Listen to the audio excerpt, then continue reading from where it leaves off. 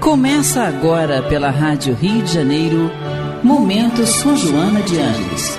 Um programa que trará a você as lições da espiritualidade.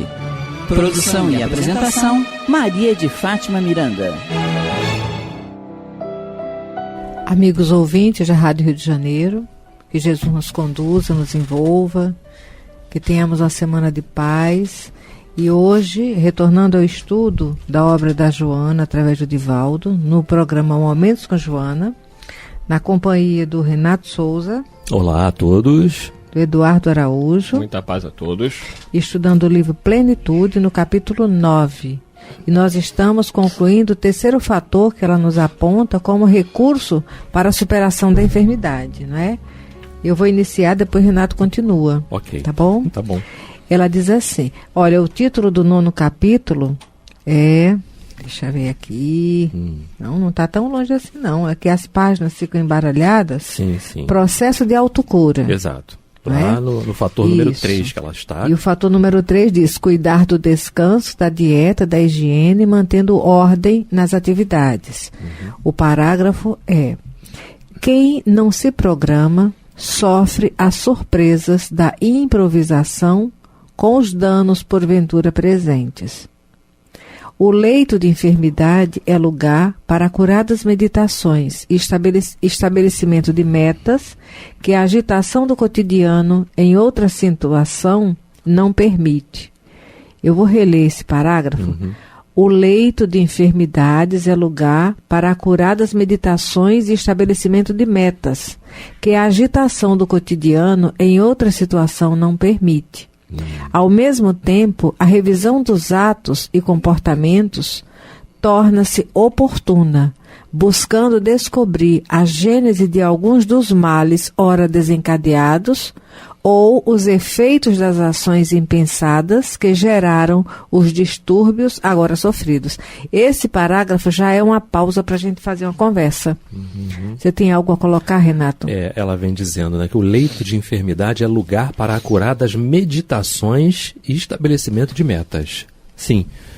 Aquele período pior, não é? Que é o período em que a doença ela eclode, ela vai se instalando, ela se eclode. O tempo que você ficou ali é um período que você deve parar e pensar, onde eu deixei a desejar?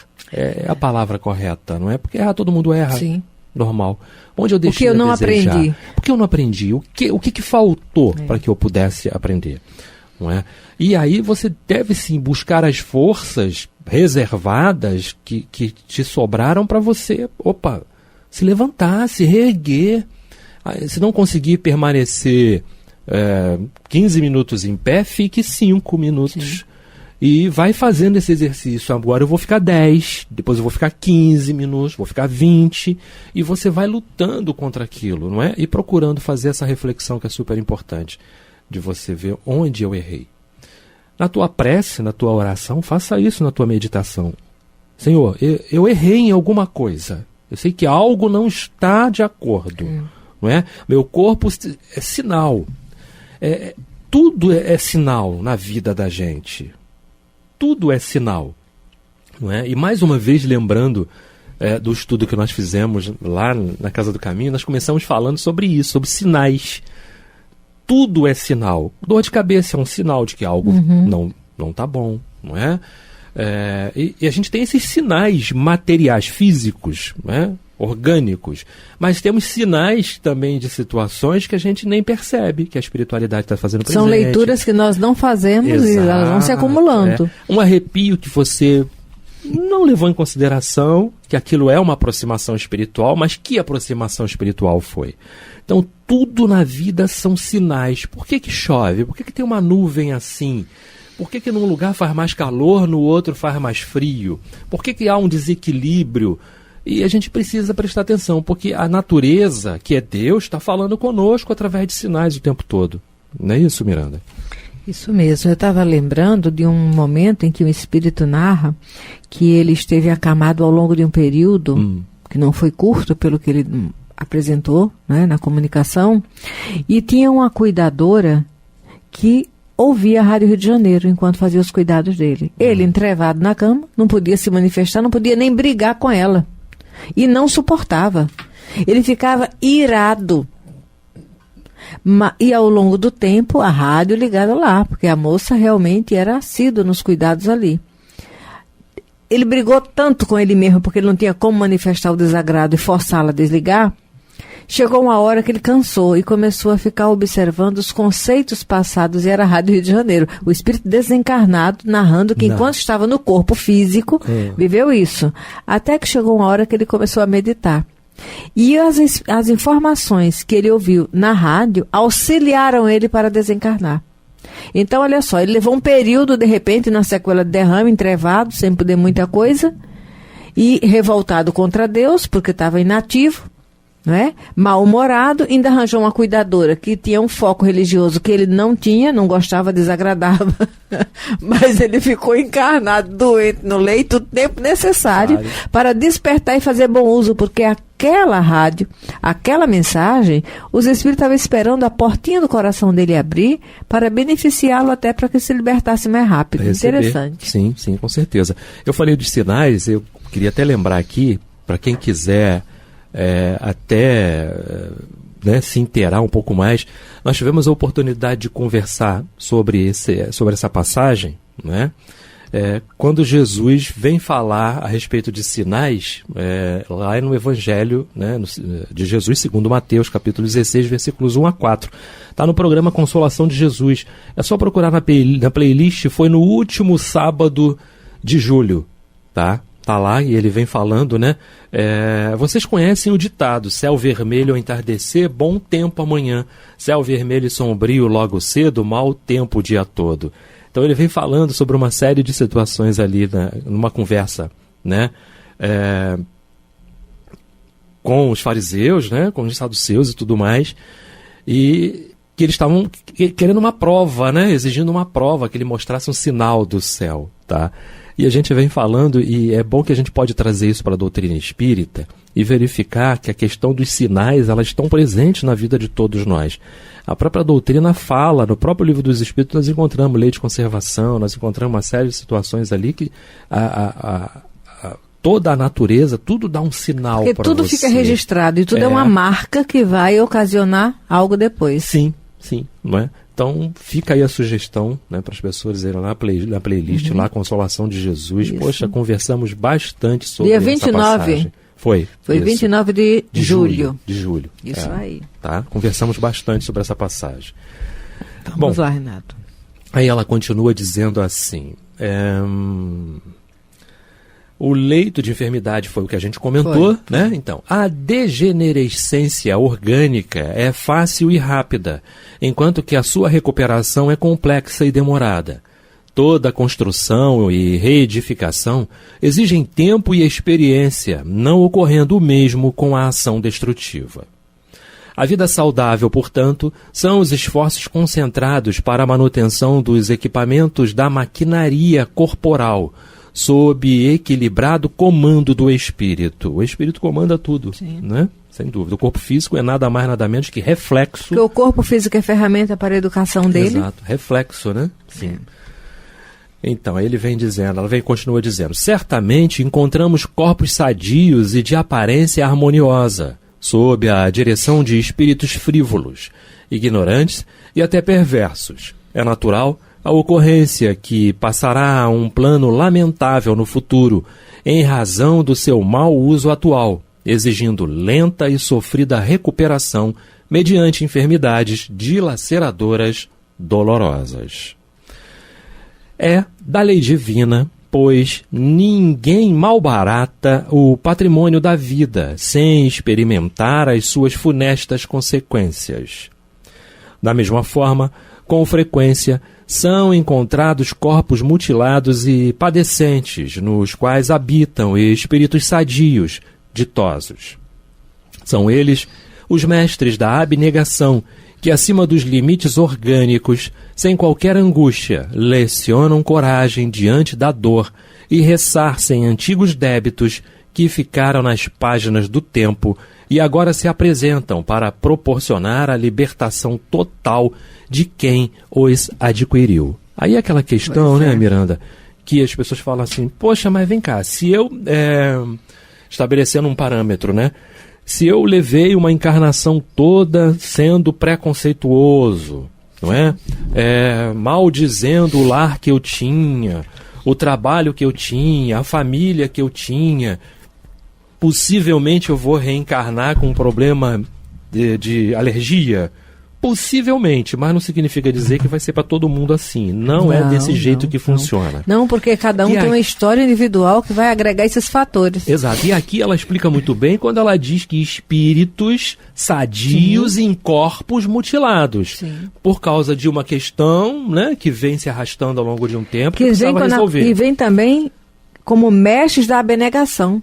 Exato. Aí lembramos o Francisco de Assis.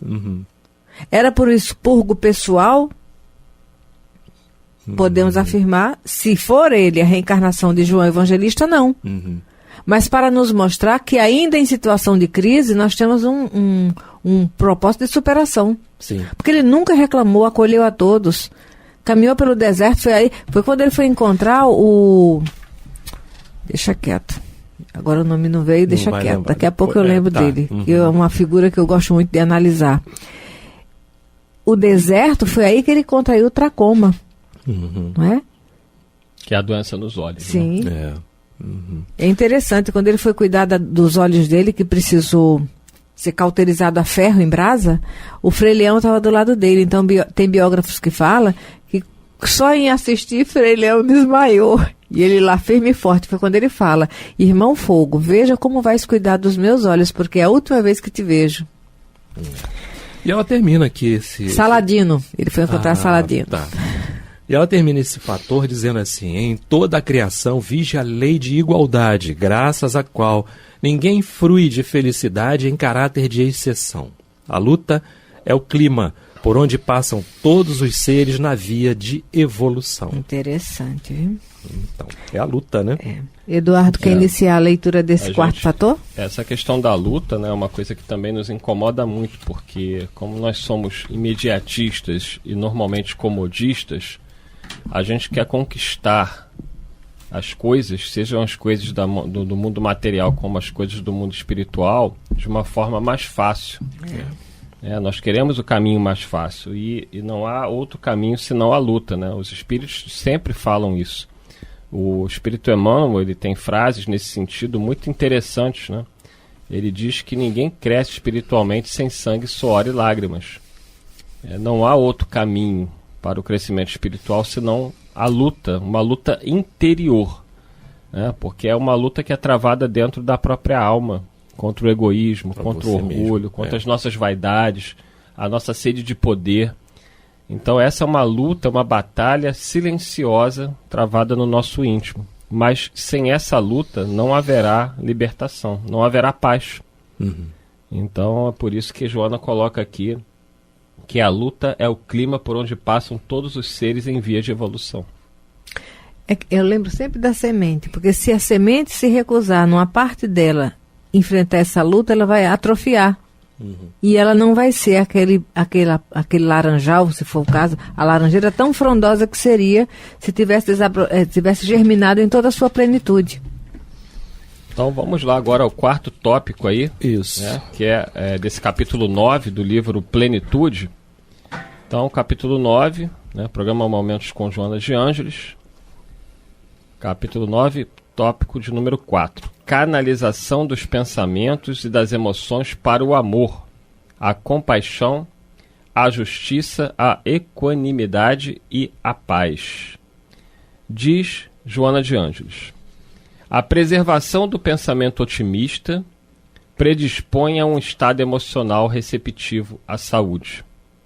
Fácil, pois, se torna canalizá-lo para as expressões nobilitantes do amor, da compaixão, da justiça, da equanimidade e da paz.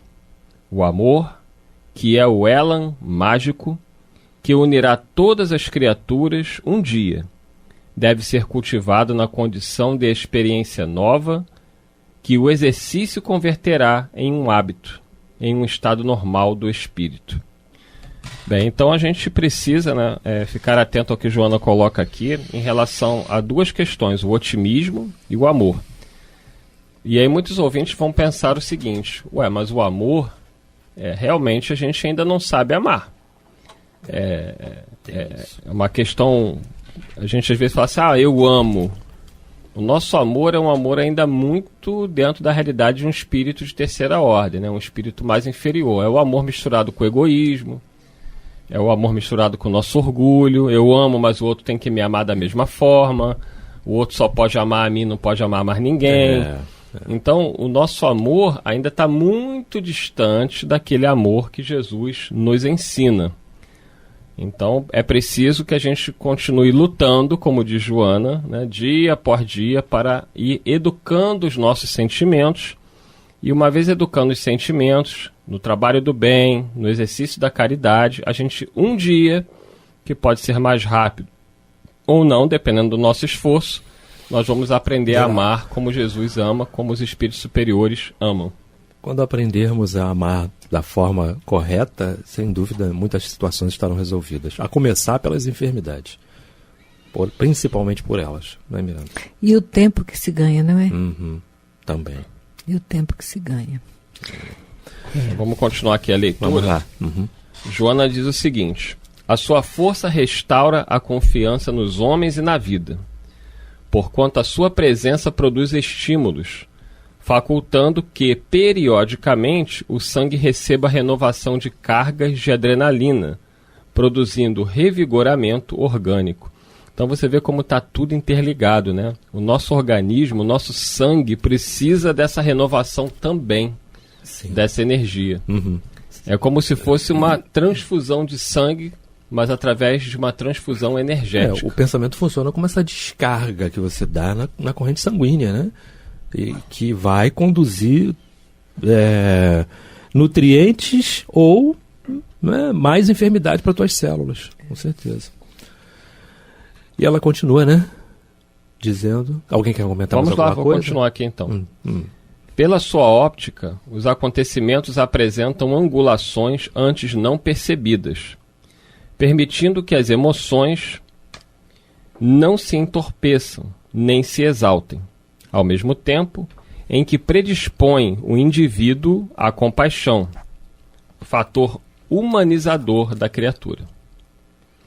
Quando as forças conjugadas do medo e da ira, da mágoa e da vingança, do ciúme e do ódio, começam a perturbar a emoção, o sentimento de compaixão pelo algoz, apresentando-o frágil e vulnerável, evita que o desequilíbrio trabalhe em favor da agressividade por parte da vítima.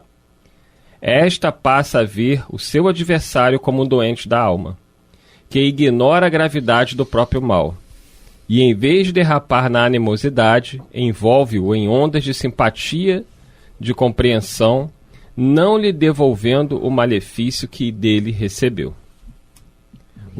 E aí a gente... Fala, Miranda. Porque isso é a reciclagem. Às vezes nós pensamos que a transformação moral, a reforma íntima vai se dar você extirpando coisas de dentro de você. E não é. Porque as suas experiências geraram uma certa energia, né? Então, as nossas emoções e toda a nossa bagagem, à luz do amor, ela vai ser elas serão recicladas. E essa reciclagem é como se estivesse imantando num outro magnetismo que vai ressignificar tudo. Então, por isso que céu e inferno é uma questão de direção. Exato. As emoções que te levam ao inferno, quando você freia e você começa a fazer uma análise e é ao próximo como a ti mesmo, porque você vai ver que o próximo é tão necessitado quanto você e tão digno também. Se ele tem necessidades, ele também tem uma proposta de dignidade. E aí você começa a fazer um caminho onde você se liberta, deixando o outro ser feliz. Exato. Por aí. É claro que a gente começa a exercitar isso nas pequenas coisas, né? Você ter esse olhar para o adversário, né, que tirou a sua vida, que tirou a vida de quem você ama, é um estágio maior, que não é qualquer espírito que está pronto. Mas aquele amigo, aquele companheiro de casa espírita que te magoou, que fez algo que te deixou triste, familiar que teve uma atitude, né, intempestiva, se a gente consegue olhar para essa pessoa já dominando as emoções, sem se deixar levar pelo ódio, pelo desejo de vingança, entendendo que a pessoa está perturbada, que a pessoa não está bem. Isso já é um exercício para um dia a gente está mais apto a perdoar situações mais graves. Aqueles que cometem desatino em sociedade, né? Porque às vezes nós vemos manchetes e lemos matérias que parece que o outro é fora de um contexto que nós não fazemos parte. Uhum. E nós, de alguma forma, somos parte disso tudo. Naquilo que também temos experiências semelhantes, né? E mesmo naquelas posturas que nós não comungamos mais, fica a vigilância de que nós não estamos tão ilibados moralmente a ponto de não cair na mesma fraqueza. Eu estava meditando aqui a respeito do perdão, né, da questão do perdão. Se você não consegue perdoar, e ao longo da minha caminhada, me passou aqui pela mente várias situações, várias pessoas. A gente vai estudando aqui, né? A gente vai pensando nas nossas experiências. Ficando preso lá. Nossa, pessoas que ao longo da caminhada, né, disseram para mim assim, não adianta você falar isso para mim não, que eu não perdoo não. Não adianta, não é? Então, é o momento da pessoa, né? Naquele instante, a gente fala o que é possível falar. Tudo bem, se você não consegue perdoar, se você não consegue desculpar, pelo menos tenta não desejar o mal. Não ficar mirando, ódio, né? Isso, não ficar mirando essa pessoa o tempo todo com energia, como se você estivesse atirando flechas, dando tiro e tudo mais. Pelo menos isso, né? Tenta dar prosseguimento à sua vida, né? Já é alguma coisa, né, Miranda? Já é o início. E esse trabalho é gradativo, porque é dentro desse esforço mínimo que nós fazemos que os benfeitores vêm nos socorrer e nos capacitar, investindo energia para nos auxiliar nessa jornada. E tem pessoas que depois que falaram isso, falaram assim para mim, descobriram um câncer. Choravam porque descobriram um câncer. Pode ter sido desta vida, pode ter sido, mas pode não ter sido. É um somatório. É um somatório. Junta o antes com o agora. Isso aí quer dizer, apareceu o câncer, quer dizer, talvez não era nem para aparecer, ou não da forma como apareceu, mas, enfim, ainda temos alguns minutinhos. São os cuidados com a saúde mental. Na verdade, temos menos de 2 minutos, né, porque a gente já ia completar aí o tempo previsto, mas que a gente reflita sobre o que foi falado aqui agora. Não é fácil. A gente entende, né? Você que está aí do outro lado pensando, porque eles estão falando porque não foi com eles. Exato. Não foram eles que passaram pelo que eu passei, que sofreu a traição que eu sofri, que sofreu a dor que eu estou passando. E a gente entende, nós somos solidários e respeitamos, mas é o que Joana de Ângeles nos diz aqui. O ódio, o rancor, a mágoa, a raiva que nós estamos não vai nos ajudar. Se nós conseguirmos olhar aquele que nos feriu como alguém doente, alguém que não conhece Jesus como nós conhecemos, a nossa raiva vai diminuir, a nossa mágoa vai ceder e a gente vai entender que essa pessoa vai sofrer consequências graves do seu comportamento. Exato. Não é um convite à alienação, é um convite à superação, porque os fatos trazem experiência de onde nós tiramos lições. Exatamente. Chegamos aí ao final de mais um programa, né? Agradecendo a Jesus por essas reflexões, por tanto aprendizado e agradecer a esse espírito tão lúcido que é Joana de Ângeles, né? Que Deus nos abençoe sempre. Ok. Muita paz. Muita paz a todos. A Rádio Rio de Janeiro apresentou Momentos com Joana de Ângeles, um encontro com as lições da espiritualidade. Produção e apresentação, Maria de Fátima Miranda.